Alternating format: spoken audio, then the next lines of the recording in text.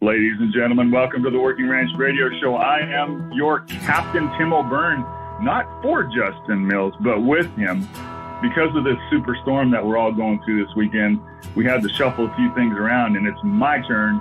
Somebody left the door unlocked in the editor's shack here, so I busted out, and I'm taking over this program, and we're going to find out a little bit more about your host, Mr. Justin Mills. We'll be right back.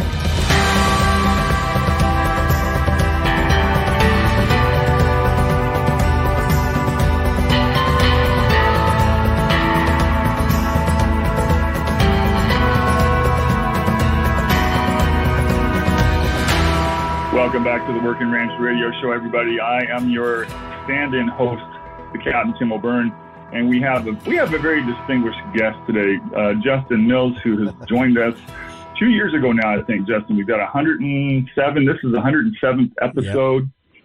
And folks, I must admit, I'm really proud and pleased to announce that this show in 107 episodes has gone over the top of 200,000 cumulative downloads in that short period of time. I think that's amazing, Justin, in this niche market that we're in. And I'm seeing that some of your latest shows are actually going over like 2.5, 2.8 downloads per episode, like 2,800 downloads per episode. What do you got to say about that, Justin? Yeah, I was, I'm surprised too. As you said, I think you classified it right there. That's interesting. We are a niche market with what we're doing here because it's a, when we're talking agriculture and specifically ranching, it is kind of narrows the audience down just a little bit. And so, yeah, it's kind of interesting to see that and see it grow. But what I find interesting too is that I really see that some of these episodes that we've done here lately that are really getting into some real,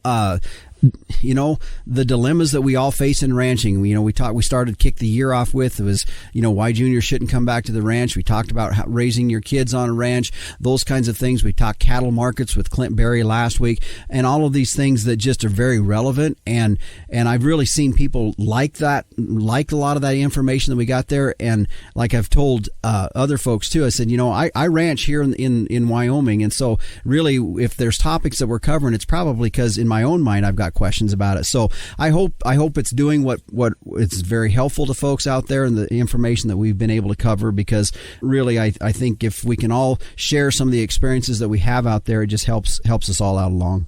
Well, and you've got such a way of bringing, we're talking about some really difficult subjects, like you brought up Junior coming back to the ranch. I mean, that was probably one of the most downloaded episodes that we've had. And you're not scared to tackle those topics, but you tackle them in a very fair and honest way. You really, there's something about you that really reaches out to our demographic, and it's like you get what's really important out there. And I also love the fact that you do have guests like Clint Berry coming back time after time. You managed to get Don Day on with the weather segment, and that's been incredible. I have learned so much.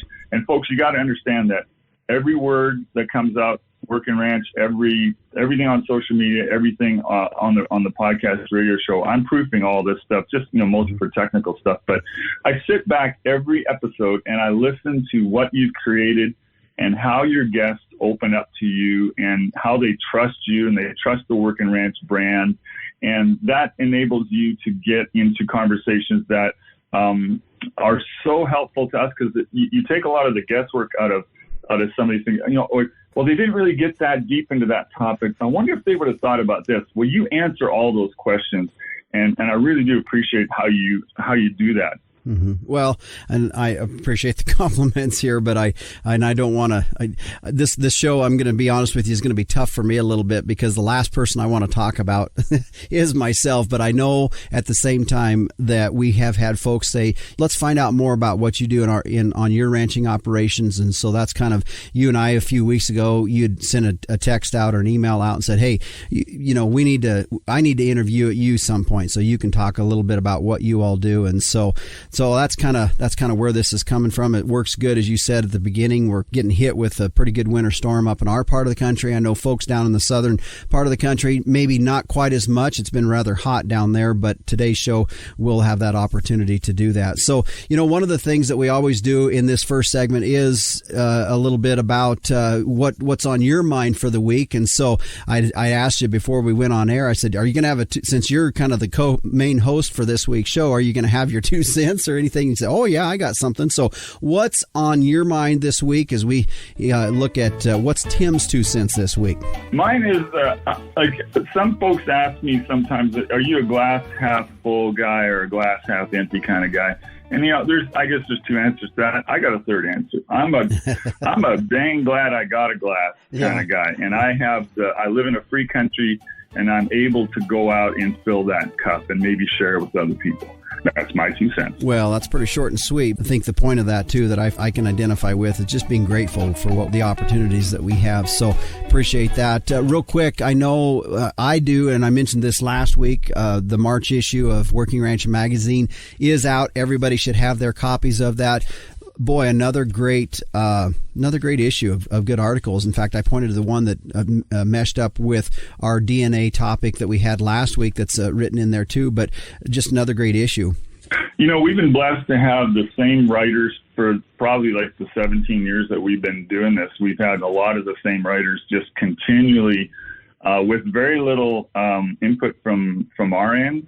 Just basically a one-liner, go get me a story on this. And they come back time after time after time with, I believe, the best fresh stories. I mean, we will run some reprints every now and again from other titles, but most of the stuff, pretty much all the stuff is fresh, it's brand new. It's a new insight into things, and it's pretty quick turnaround. So we're really happy with that, and we're going to continue to do it as long as we're around. Mm-hmm. You bet. Well, as you can tell, a little bit different type of show here this week. The Capt'n Tim O'Byrne coming in as our main host. I'm kind of along the sidelines here as we'd had some requests from some folks wanting to know a little bit more about what I do here. So we're going to be doing that later on in the show. But I did want to let you know we were on tap for this week. We were going to be doing a show on year-round grazing. That was the plan. However, with this big storm that we had, it kind of threw things into a lurch for some of the guests that I had lined up. Vance Mitchell out of southern Lolita, Texas down there was joining me. Now, he had no problem making things work with the type of weather they have. However, for my guests up in the northern part of the country, a little tougher for them with the amount of snowfall and wind and the cold weather that we experienced. So we're going to hold that off. That'll be on our upcoming show. In addition, I might also point out that Jim Garish is going to be joining us as well later on in another show as we're going to continue talking about year-round grazing. He's got the book called entitled Kicking the Hay Habit. So he's going to be a guest down the road for us as well. So be sure to tune in for that. Just a quick shout out here today to Chimney Rock Cattle Company out of Concord, Arkansas. Their sale coming up on March 28th. They'll be selling 160 head of Brangus and Ultra Black Bulls along with 200 head of commercial females. And these cattle, they're bred to be adaptable in multiple environments. They're resilient to heat, consistent quality with a docile disposition, all bred into one. Good cattle there. If you want to find out more, you can go to GenePlusBrangus.com. You can find more information on Chimney Rock Cattle Company's sale. Also, you can request a catalog as well. Be looking for that sale coming up on March 28th. Well, before we head to break, I do want to thank our sponsors of this segment, the American Simmental Association. And a few years ago, they did a survey with several different commercial producers. And did you know that one of the largest growth in bull breed types that those commercial producers were interested in purchasing were bulls with Sim genetics? Heterosis works, which is why with Simmental, it's more per head, period. Find out more at simmental.org. Well, stay with us. When we come back, Capt'n Tim O'Byrne sitting in as main host. I'm Justin Mills. I'll be back with him as well when we return on the Working Ranch Radio Show. Starting off in the right direction is essential to gaining an advantage later when you go to market your calves. And I have proof that the right direction is with Sim Angus sired calves. A 2020 study by K-State showed that Sim Angus sired steer calves earn more at sale time than all other breed-identified sire groups, with at least 50 lots represented on Superior Livestock's 2020 summer sales. The proof's right there. For low-risk, high-potential calves with earning potential, be confident that Sim Genetics will give you more per head, period. Stand strong, Simmental. Welcome back to the Working Ranch Radio Show, everybody. I am your Captain, Tim O'Byrne, and I am the guest host on this show today. I have a fresh, hot cup of coffee in my Working Ranch coffee cup, and I'm ready to find out a little bit about what makes our actual real host, Justin Mills, tick. Justin, are you with us? Yeah, I am. I'm here. And thanks for helping me out here this week. Yeah, well, I mean, everybody's basically snowed in. I did a post on Facebook last night that said, hey, everybody, we'll check with you and hope you make it through this big storm. And even like down here, people think the Southwest is free of that, but the highway east and west of Flagstaff, Arizona, I-40, it's been shut down for 2 days. And I mean, it's a big deal. There's a lot of snow down here, so it's all over the place. Yeah. But we'll make it through. Yep. Let's get back to you, Justin. Tell us about. I want to get into your family history and how, obviously you're in Wyoming area. Your family's been there for quite a while working with livestock. Take us back and start at the beginning. Okay. Well, the Mills family, which is where, my family, and then of course we can kind of touch briefly on my mom's side of the family too. But on my particular, my dad's side of the family, the Millses would have come out of, as many homesteaders did back in the day, came out of the Midwest, of usually Iowa or eastern Nebraska. And a lot of them headed out this way because, it was where things were happening and there was land to be that you could get on your homesteads, and so they moved into eastern Wyoming and homesteaded near what is now the town of Wright, Wyoming, and now at this point in time, some of the largest, or one of the U.S.'s largest open pit coal mine is close into that area as well. And so they homesteaded there, and at the time, of course, as a lot of homesteaders did back in those days, they brought the same concept that they did, whether they were in Illinois or Iowa or Missouri or those places, which usually involved, what a lot of old time farms were. You had little pigs, you had some sheep, you had some chickens and some cattle and some things like that. And they tried to do that out here. In fact, I believe they had pigs out here, which were really not known for a state of having a lot of pigs, but it's wide open, and it was it's in the grasslands, Thunder Basin grasslands of Wyoming, and very open ground. And at that particular time, there was back in the in the early 1900s, that was still where there were some very large ranches or families that had ranches. And one of those families was by the name of Keyline, and they were a very, very large ranching operation that went up into the Black Hills of Wyoming to as far south as, I believe, almost like Lusk, and maybe further Lusk, Wyoming, and they covered a really pretty good size country. Well, as the folks start coming in and homesteading, then that started to shrink a little bit up in those for them. But my great-granddad, they moved in, they homesteaded there, and my granddad was the oldest of all of his siblings. And at an early age, at about 18 years old, he began working and breaking horses for the Keyline Ranch. And back in those days, working and breaking a horse doesn't mean like you put 30 days on him. That was probably more like putting 3 days. 3 days is what they were doing. I mean, it was pretty much for the point of just getting him so they could get him caught and kind of get them slowed down a little bit, and then he'd turn them over to the cowboys for the Keyline Ranch, and then they would go from there. So that's kind of where the family started, as far as when we evolved or moved into this part of the country, and then from there, they began to continue the ranch began to grow, and really for the most part we were a sheep operation in southern what is now Campbell County, Wyoming. So you say that was your great-grandfather?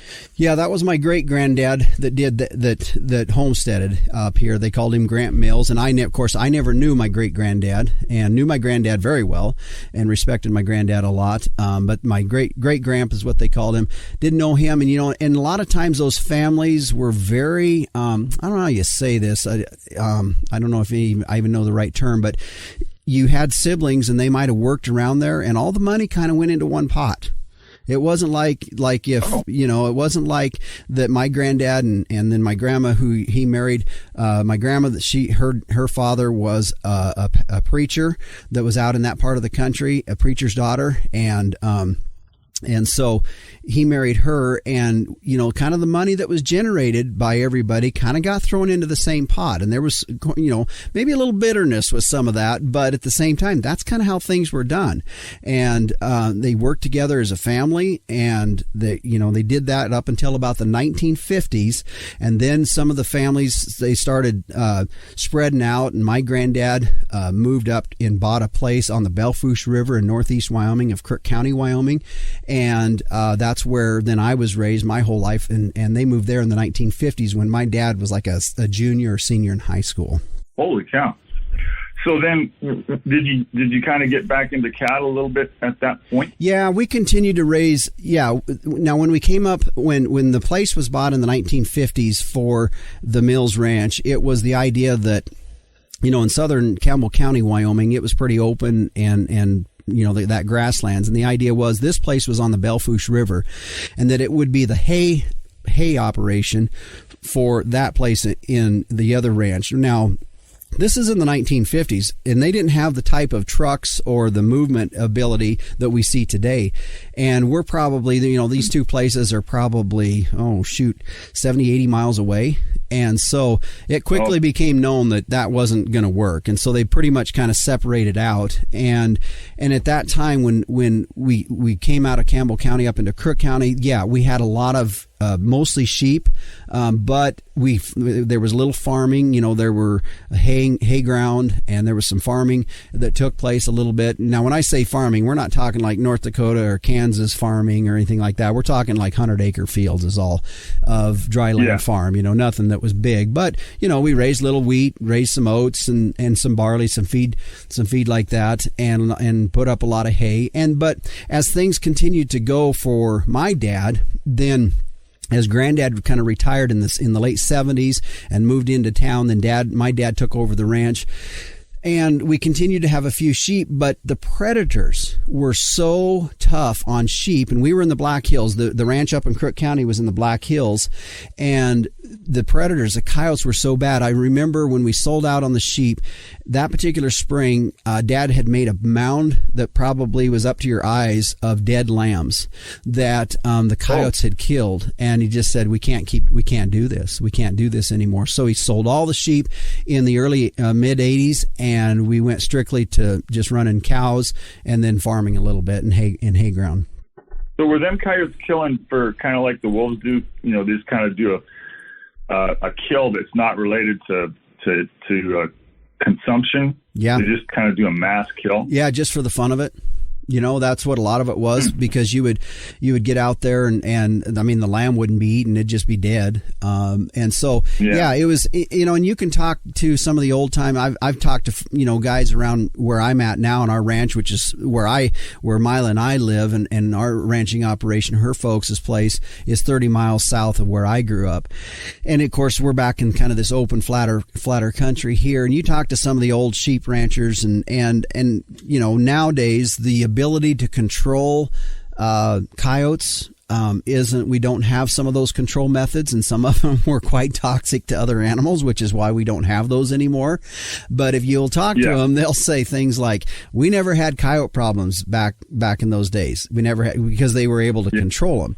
But now with, there's certain things that we can't use, legally can't use, and we don't, because we have, to this day, I mean, we have tremendous still predator issues. So then you guys got into the cattle. Have you always been around the cattle then? Yeah. So for me growing up, I mean, I was always around cattle, and sheep too. I can remember at an early age of, we would we had some hired hands that would come up out of Mexico and New Mexico that would help us through calving or through lambing season. And usually lambing season was early, February, March-ish time for us, because we had big barns, and so we could lamb under the barn, which was required, if it was because of the kind of weather that we have. And so we would bring those folks in, and I can remember being around sheep growing up at early age, having to clean out and muck out the lamb or the sheep pens, and they were little 4x4 jugs, we called them, and you have to go clean those out and clean the manure out and clean the bedding out and put a little stuff down, or losing my mind here, or not losing my mind, but missing my mind here on what we would put down on the ground to keep it from getting bad on us, and then rebed them, and I remember doing that as a kid quite a bit. And we always had cattle, but cattle in a way was kind of a second thing, because the sheep was first, and then when we migrated away from sheep, then cattle was more of a thing. But we also, really in the summertime, most of our work was entailed with haying and farming. A lot of folks don't think this about these big outfits like in Nevada and up into British Columbia, but they had big sheep operations too, in addition to their cattle herds, that were run totally separate. A lot of Basco operators would come and take over that sheep element of those big ranches, and that went up until the 50s as well. Mm-hmm. Yeah, and I think probably a lot of it had to do with similar things. I mean, first of all, there was more of a market for sheep, and then in addition to predator control. I mean, that it's just the only way you could run those large herds without having some loss in there. And for the simple fact too, some of that country that what I would say would take 100 acres to run a cow, it runs sheep way, way better. And we see that even in our particular state of Wyoming, southern, southeast, or southwestern Wyoming, that's just dry and desolate, and the sagebrush is only about 6 inches tall. It does way better with sheep than it does with cows. So, but I tell you what, let's take a quick break here. We'll come back. We can talk more about some things here, folks. We're the Capt'n Tim O'Byrne joining me here today. He's kind of the main host here today as we are on the Working Ranch Radio Show. He's asking me some questions about how I was raised a little bit and some of our operations here. We're going to continue more when we come back here on the Working Ranch Radio Show. Don't keep your cow-calf herd data in a notebook. Keep it in the cloud with Performance Ranch and say so long to decoding handwritten notes. Performance Ranch is an easy-to-use app that simplifies record-keeping and makes decision-making easier. Keep track of herd inventory, monitor health records, and manage costs, all from your iPad or iPhone. Group texting important herd data? Delete it. Use Performance Ranch instead. Go to performancelivestockanalytics.com and be the first to know when Performance Ranch is ready to launch.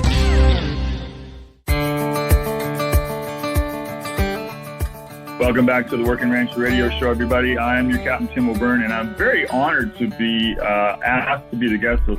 He didn't ask me, Justin. I kind of busted my way in here, but there is a big blizzard going on in North America, so we may as well have a coffee and have a chat, just me and you. And I always wanted to know a bunch of stuff about you, and your formative years. You're into the cattle and the sheep, living in Wyoming, and just walk us through that. You ended up getting married to a wonderful gal. You got a great family, and you've done some things that are pretty remarkable. Let's brag up on you a little bit. Okay. Well, I'll tell you about how I was raised, and we've talked a little bit about that in the previous segment. And I guess I come from a family. There's seven. I have seven brothers and sisters, 4 other brothers and 3 sisters, and so a large family. And where are you in the mix there? I am number 7 of 8. I'm number 7 of 8. So I'm the lucky number 7. And I've got one younger brother than me that's lives here close to, and actually he's now living back on the main ranch that we grew up on. His name's Brian, and he's back there. And so yeah, we when Mom and Dad moved out to the ranch and then took that over in the 70s from my granddad and grandma. Dad continued to do some of the same things that his granddad or his dad had done, and we talked about the fact that we had to sell out of sheep because of predator control. But one of the things that, as I grew up, I took in as a project, and some of it I've evolved into my years and time in FFA, was I got 20 head of bum lambs, and from there I took that money and I went into my relatives that back on the homestead place, the Millses that are south of Gillette, and I went and bought 20 head of ewes out of their buck herd, they called it. And I don't remember, I think at the time it's like $150 or $200 a ewe, which was a lot of money at the time. It still is, maybe to some extent. But I bought those ewes from them, and I remember that day it was cold, windy day, and they just pretty much let me pick out of the bunch, and so that's what started my sheep herd. And so I did that, and my involvement continued as I continued it through high school. In fact, this last week was National FFA Week, so big shout out to all the FFA chapters out there and the kids and the members that they're doing, and also the ag teachers. I think that we need to think about them and thank them as well. I think it's important, and I think there's a lot of us that have made a lot of memories through FFA, and a lot of that roots back to a good advisor or advisors that helped you out through getting your green hand to green or chapter degree or your state or American FFA degree. So just want to recognize those folks. But FFA, as I was telling the kids this last week when I was sitting in the classroom talking to them, to me it was I remembered it like the equivalent of when I finally learned to ride a bike. And they kind of looked at me funny, I felt like they looked at me like a border collie looks at you when you're talking to them and their head's a little tilted, and and I said the reason I equate FFA to the idea of when I learned to ride a bike, because on a ranch, when you learn to ride a bike, it's a whole new world. You get to go do things, and there's go places and so that was my equivalent to the kids last week as I was talking to them about the opportunities in FFA. But I continued on, was the state FFA officer for Wyoming, and continued to go through college originally was going to wanted to be a veterinarian, but I realized that quickly that was going to require way too many biology classes, and that wasn't really my forte. So I backed out and went in instead to being a ag teacher was what my degree was, in ag education, and so I didn't ever teach. Where'd you go to school? We need to know that. Okay, first. Well, I started my first couple of years was at Northwest College in Powell, Wyoming, and that's where I met my would be my future wife, Mila, and she was there to play volleyball at Northwest College, and so I went 3 years at a junior college. I don't want to hear any more comments, but that's what I did. So I finished up down at the University of Wyoming and got my agricultural education degree and student taught. And in that process, while I was in college, had been working for a company out of Eau Claire, Wisconsin, and it was a guy by the name of Al Snyder. And if there's anybody that's former FFA members out there that are listening and maybe from around the country would know Al Snyder, he's been involved in FFA and was originally from Wyoming, but he hired me to go to help in his company as being a installer and trainer of computer systems in veterinary clinics. And so I did that, and it was a great job. I got to see all parts of the country because I traveled all over, including Canada, for about 3 or 4 years there. But the travel was really hard. And by that time, Mila and I had graduated from college. She had one more year down at the University of Wyoming to finish up. And travel was that was hard on getting on first year marriage, any marriage, to be traveling that much. And so I decided not to, I resigned that job and applied for a job in Billings, Montana at the Northern Broadcasting System. And I'd grown up as a kid listening to the Northern Ag Network while we were farming, and in the summertime or in the hay tractor, and so I got a job there in marketing, and then later that moved into 3 years after being there in marketing, I moved over into continuing to do sales, but also being a broadcaster and reporting on pork bellies and cattle futures and all that kind of stuff. They don't even do pork bellies anymore, but they did back then, and that was in radio and TV. And so that's kind of what started me back. It started me down that road, which is kind of where I'm at here today with you as well. And so that was in Billings for for 6 years, and then later on went over to and worked as the CEO and the general manager for the Northern International Livestock Exposition, which is a big livestock show, trade show, and we had other events throughout the year. So that's kind of where my professional career was here before I moved back to the ranch.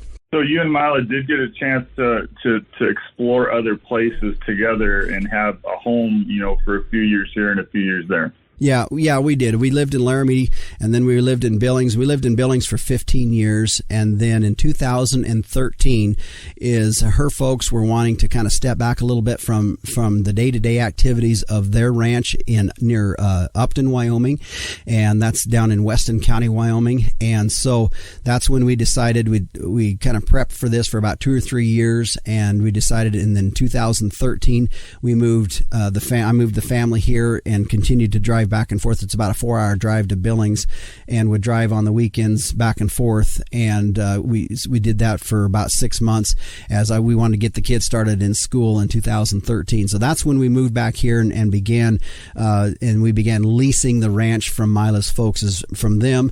And so that's kind of what started us back. So we're looking at about 10 years on that. So I think at this point, let's take a break. And when we come back, Captain, how about we can get into what I'm doing here on this ranch, because I know some folks have had some questions about that, and I don't really like talking so much about myself as much as maybe some of the things we've been doing here, and I think folks would be interested on that. So we'll do that when we come back here on the Working Ranch Radio Show.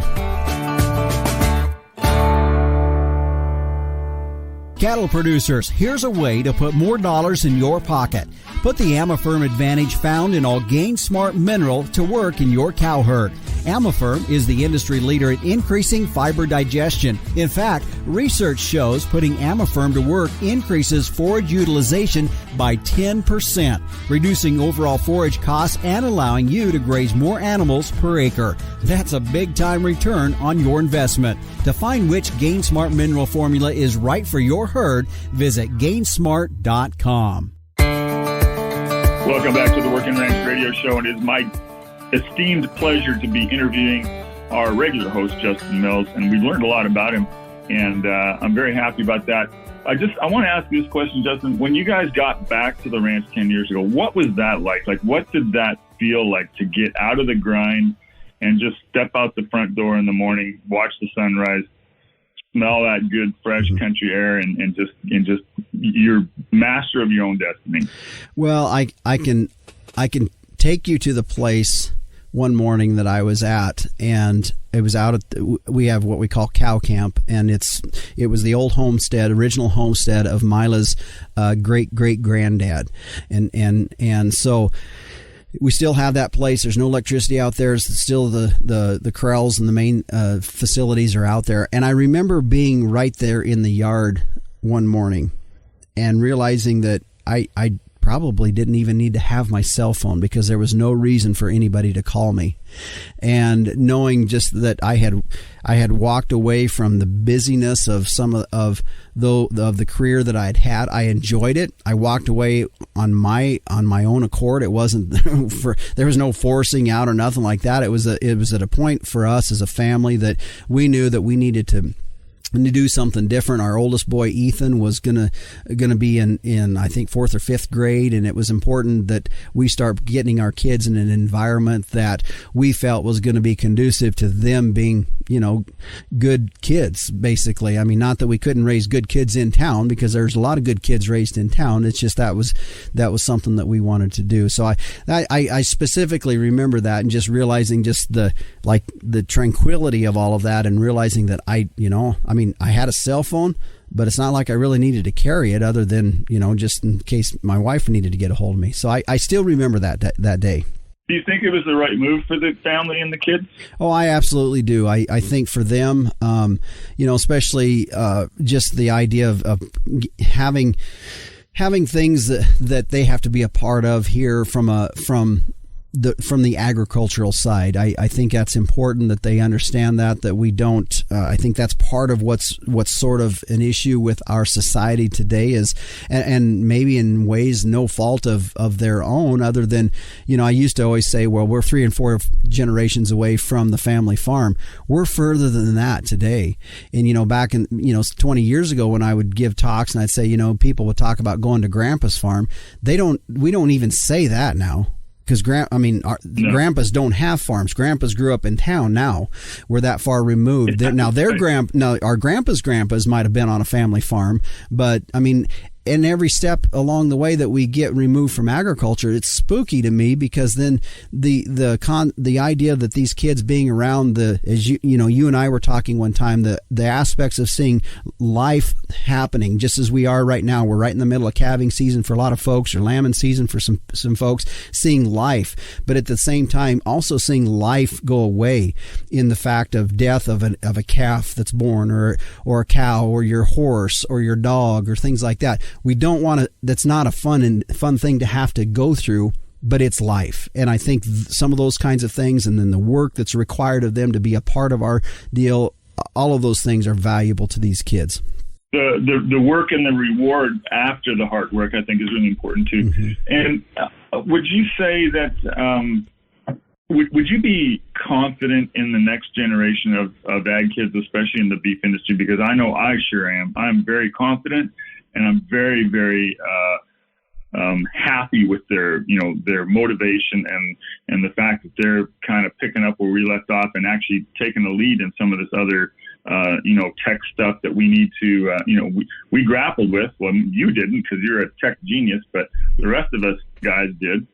I'm pretty happy. What do you think about the kids coming up? Yeah, I am too, and here's why. Because I think we're finally to get some things pounded through in this, and this is the cliche we've heard.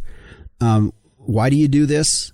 I do it because that's how Grandpa did it, or that's how Dad did it. And I think now that has been kind of pushed out enough for kids to know that, not to disrespect Grandpa or Dad, but maybe that's not how we should do it going forward.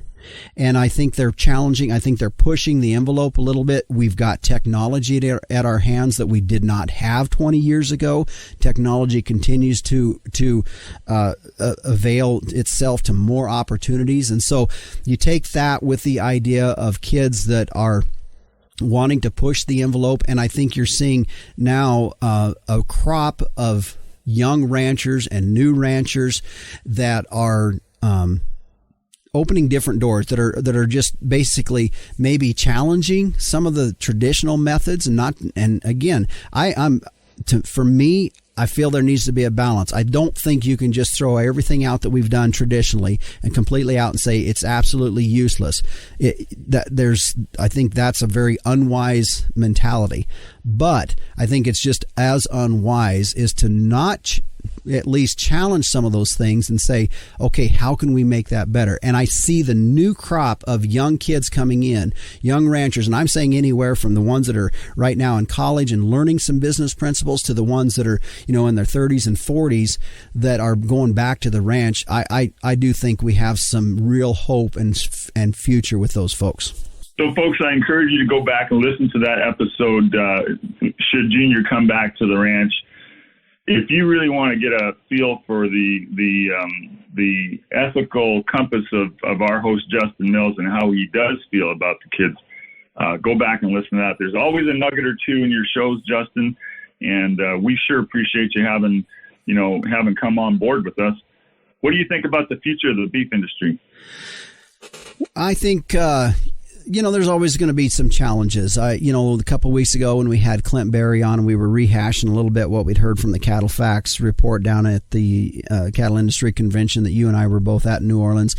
I think there's always a push of, in our industry of, the different segments that we have. We've got everything from those that are raising the calves to those that are feeding and those that are processing. And those elements, different times have strengths and weaknesses, and I think there's always going to be that challenge within our industry that, how do we make that mesh? I mean, we're in a capitalistic environment, which we all like, but there's also elements of that create some of our issues, and I don't think we can just totally turn a blind eye to that.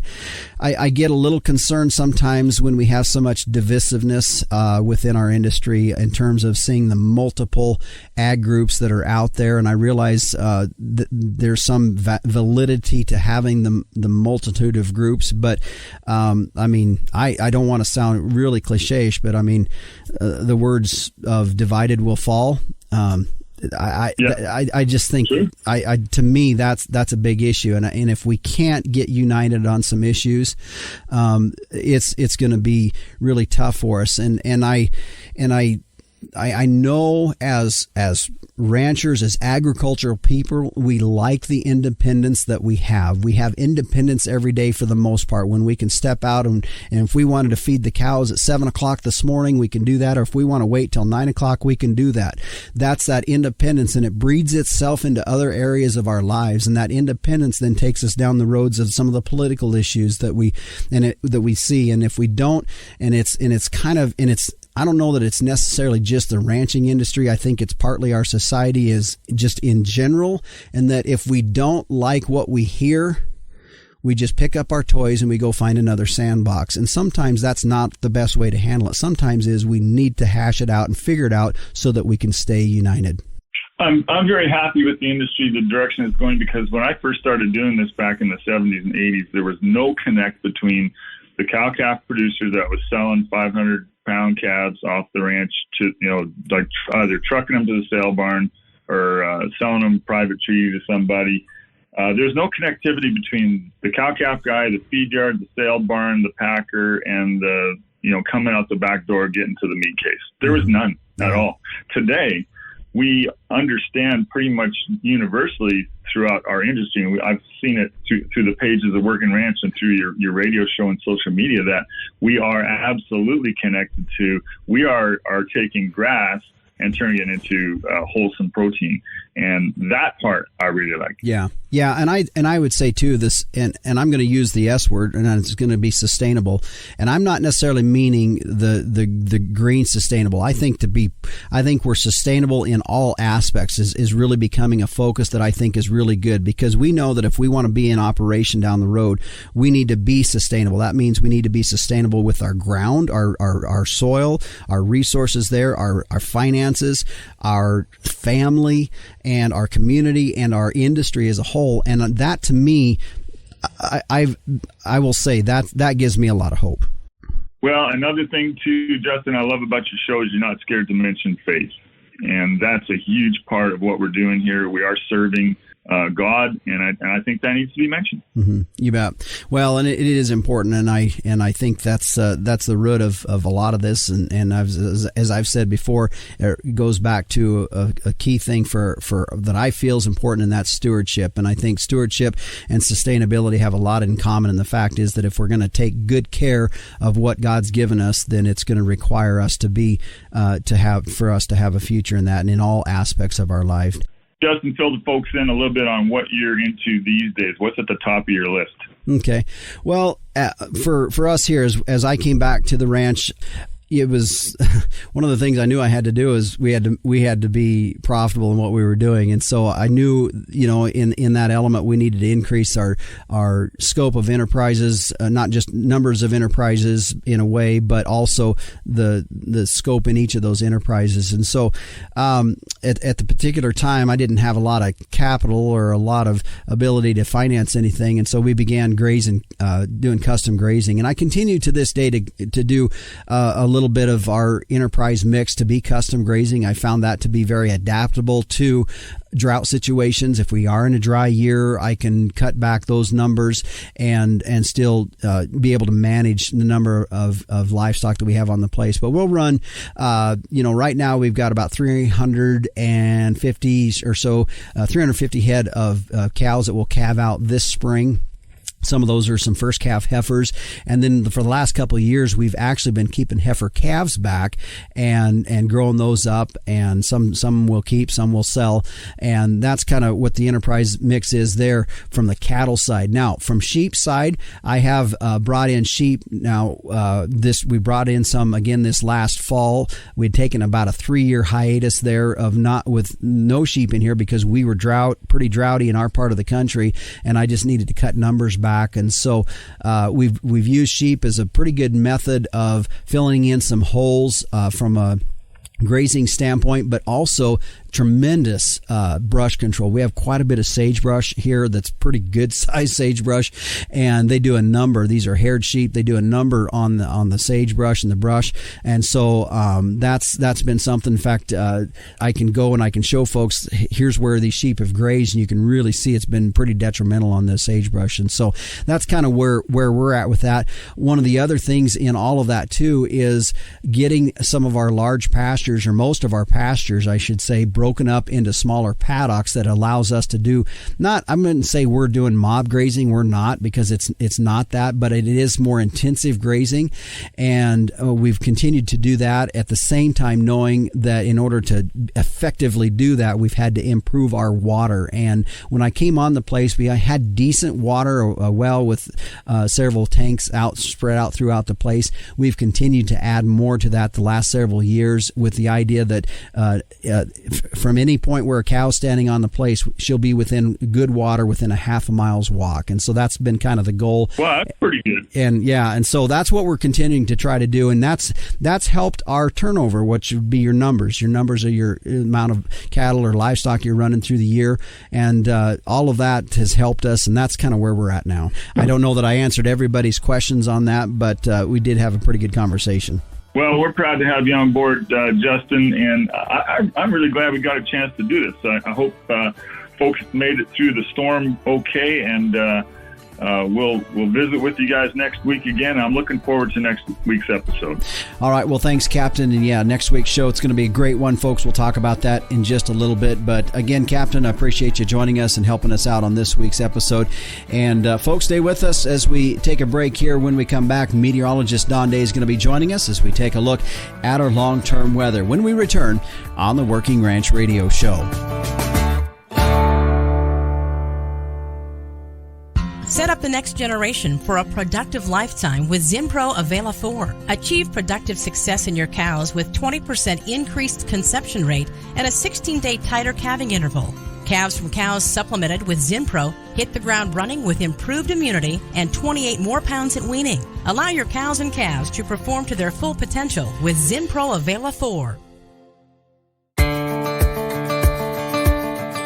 And we welcome you back here to the Working Ranch Radio Show. I'm Justin Mills, the Capt'n Tim O'Byrne sitting in here. He's on the side right now. Has been the main host this week on our show. We appreciate you joining us as we take a look now at our weather. Brought to you by Indovac Beef. Indovac offering protection against Pasteurella, Manhemia, E. coli, and Salmonella. You know, it's paired with an immunostimulant that's called Immune Plus, and it boosts the animal's overall immune system. For more information, go to their website at indovacbeef.com or contact your local Indovac representative today. Well, joining us now is meteorologist Don Day with a look at our long-term weather. And Don, we just our last week kind of a pretty tough storm. In fact, we've talked about it at the front end of our show. That's part of the reason our show is a little bit different this week, is our guests couldn't join us with some of the weather that they've had. So I had mentioned before we went on air, I said kind of in a reprieve for a while, and you kind of had that sneaky laugh a little bit. So why was that a sneaky laugh?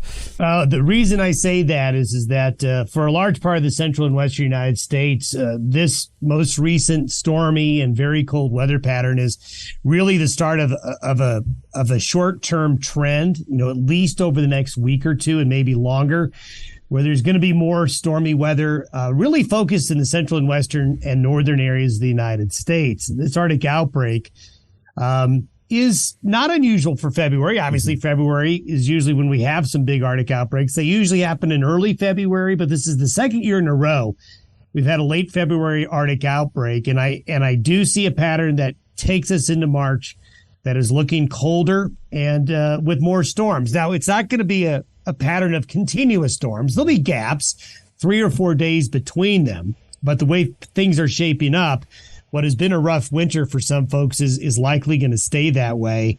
I know a lot of folks after this most recent storm in parts of the Intermountain West having a hard time getting the livestock because of some really big drifts and closed roads.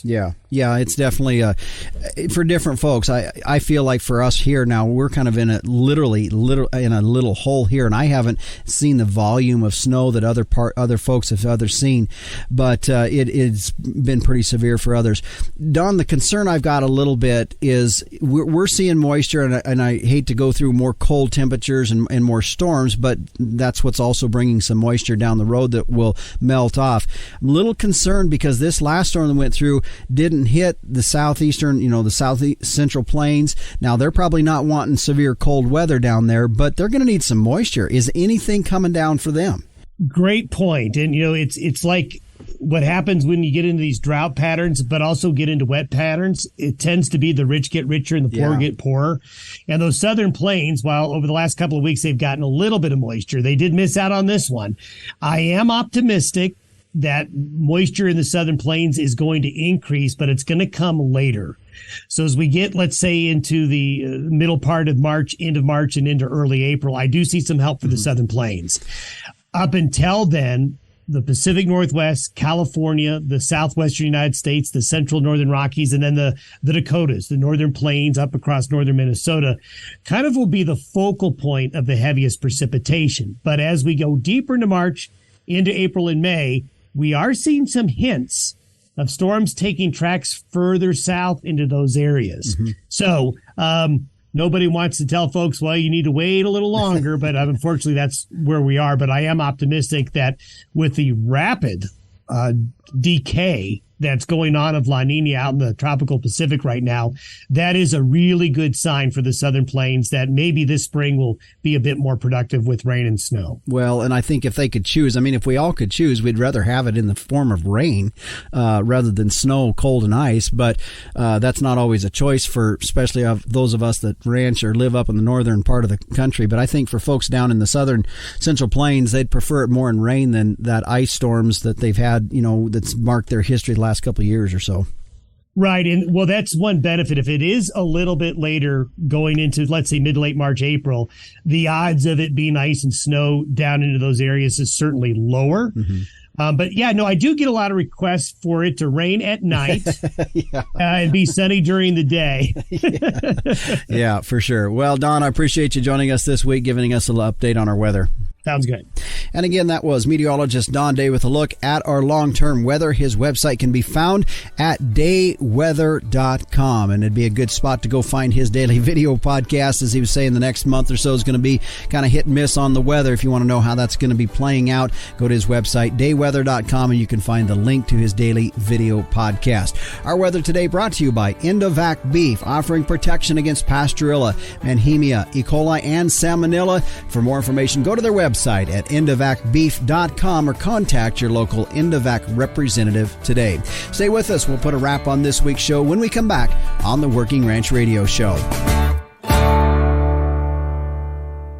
Do you have a young child, grandchild, niece, or nephew that loves the weather and wants to learn more? Day Weather has produced a children's weather journal full of weather facts, fun weather experiments, coloring pages, and pages to record weather observations for every season of the year. The weather journal is for ages 3 to 7 and designed to be fun and educational. The interactive weather projects are fun for the whole family to take part in. For only $10, the Day Weather Journal is a great gift idea for any occasion. Click on our Amazon link to order at dayweather.com.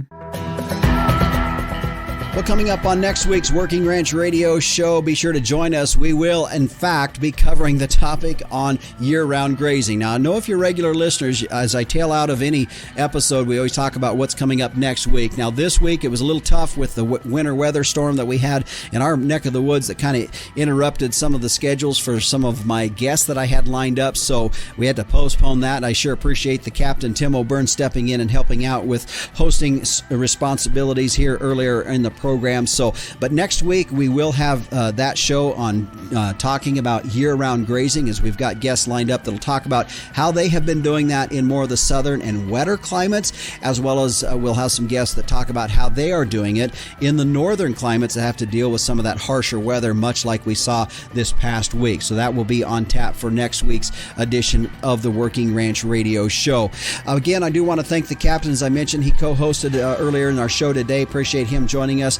He is publisher and editor of Working Ranch Magazine, branded #1 by America's Ranchers, as he is busy working on the next issue coming out.